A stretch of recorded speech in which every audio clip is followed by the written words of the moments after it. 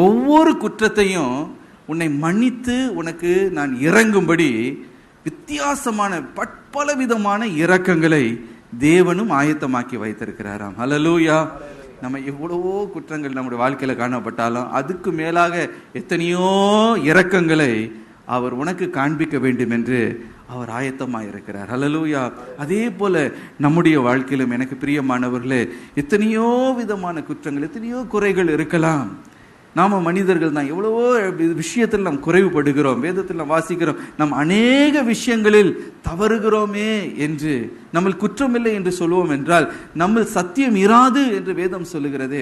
எத்தனை குற்றங்களையும் மறைத்து நம்மை மீண்டும் ஆசீர்வதிக்கும்படி, மீண்டும் நம்மை தூக்கி எடுக்கும்படி, மீண்டும் நம்முடைய வாழ்க்கையை கட்டி எழுப்பும்படி தேவன் என்ன செய்திருக்கிறாராம்? பற்பல விதமான இரக்கத்தை அவர் வைத்திருக்கிறார். ஹல்லேலூயா, ஹல்லேலூயா.